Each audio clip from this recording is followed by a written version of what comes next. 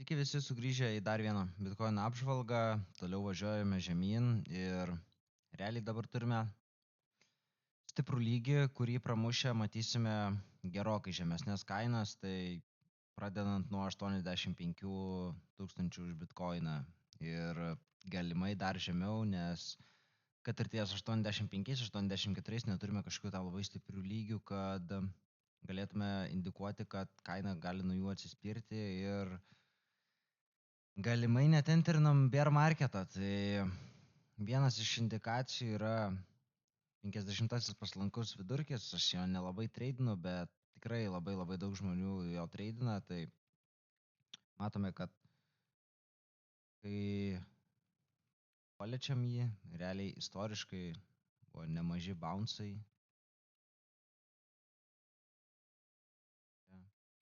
O kai pramušame žemyn, dažniausiai laukia ir tolimesnis kritimas ir dabar pramušėme jį ir weekly žvakę užsidarė žemiau jo, kas yra tikrai labai bearish, nors pats šio indikatorių netreidinu, bet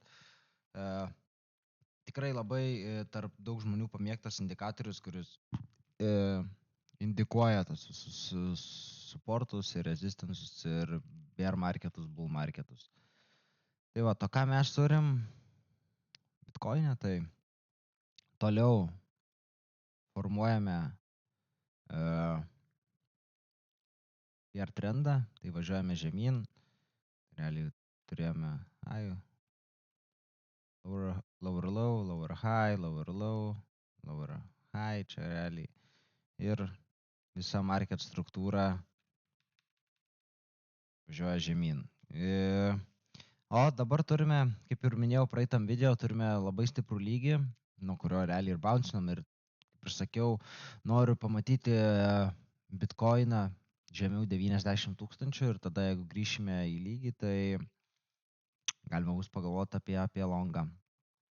Tai longą ties čia ir enterinau, su mažu labai risku, nes realiai nelabai tikiuosi, kad būtent nuo čia pamatysime all-time high kol kas. Nesakau, kad nepamatysim all-time high, bet mano nuomonė, kol kas neturime tiek daug pūlių, taip pasakyti, kad važiuotumėm gerokai aukščiau. O kodėl būtent šis lygis, tai kaip ir rodžiau praeitam video, tai turime viso šito labai didelio range'o, viso to bull runo range'o,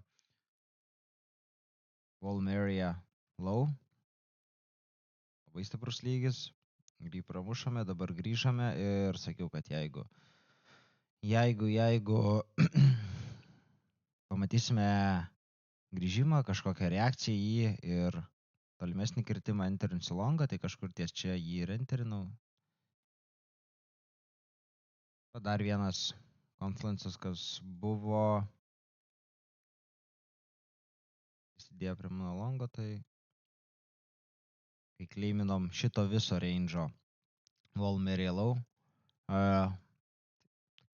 stiprus tikrai lygiai, ypač va to viso range'o Wall area low stiprus lygis. Ir ko dabar tikiuosi, tai stop lossas man yra po šitais lowais, tai jeigu pramušime šitus būtent lowus, tai man indikuos, kad market struktūra pasikeitė ir toliau tai gausis, kad net nepasikeitė ir toliau esame bearone, tai galima paimti, tarkim, kad ir nuo čia būtų high'us, lower low, lower high, lower low, lower high. Tai jeigu užsidarytum žemiau čia, pati struktūra tęstusi. Tačiau jeigu neužsidarome žemiau čia, kad ir važiuojame gal aukščiau, testuojam šitą lygį ir važiuojam aukščiau, tai būtų market structure shiftas ir bent kažkuriam laikui indikuotų, kad esame bullish ir Bitcoinas turi stiprybės.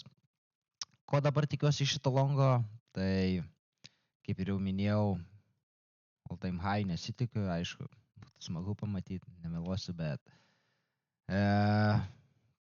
kokį dabar didžiausią lygį matau, tai būtų būtent šio range'o Wall area high, kuris sutampa su viso to didelio, kur jau rodžiau, range'o, point of control, tai kol kas, manau, stiprus lygis, stipriausias būtent šis ir žiūrėsiu, kaip reaguos kaina į šį lygį. Žinoma, norėčiau kažkur enterinti shortą, tai būtų smagu čia uždaryti didžiąją dalį pozicijos, kažkiek aišku palikti pozicijos, kad jeigu išvažiuotumėm viršų, stop lossą palikti ten pat, nekeisti jokio stop losso, tiesiog didžiąją dalį pozicijos uždaryti ir enterinti shortą kažkur ties čia ir tikėti žemesnių kainų, ko kol kas realiai ir tikiuosi, nes visas marketas atrodo labai silpnai. Ja, meškos kontroliuoja, galima taip sakyti, rinką. Toks bėranas. Tai norėčiau turėti kažkokį gerą shortą nuo aukštesnių kainų.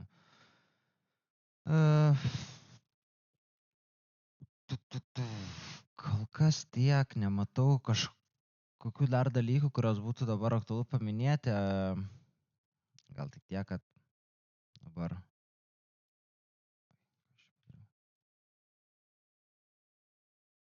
būtent testuojame Fibonacci lygį viso šito range'o, dėl to gauname tokį retracementą.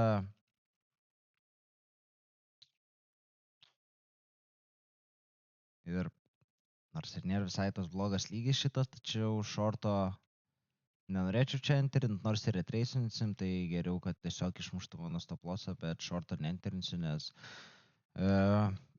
mano manimu turi būti kažkoks didesnis retracementas, kadangi nuo all time highs tiesiog važiavome žemyn, čia susidarė range'as, tai neturėjome jokio move aukštyn, tiesiog testavome range'o high'ų, vėl važiavome žemyn, neturėjome vėl kažkokio stipraus move'o, kad išmuštume, pavyzdžiui, išimtume šitą likvidumą, važiavome šiek tiek aukščiau ir vėl važiavome žemyn, tai tikiuosi kažkada, kad bus didesnis move'as, todėl čia shortui man nemanau, kad aktualiai yra vieta.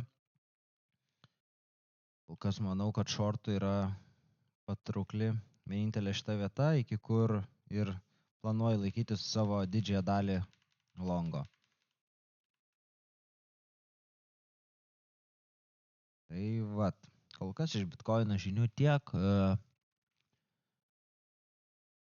Tai lauksime kažkokių didesnių movų ir grįšiu su jumis. Grįšiu atgal su dar vienu video. Dėkui už peržiūras ir iki kitų video. Viso.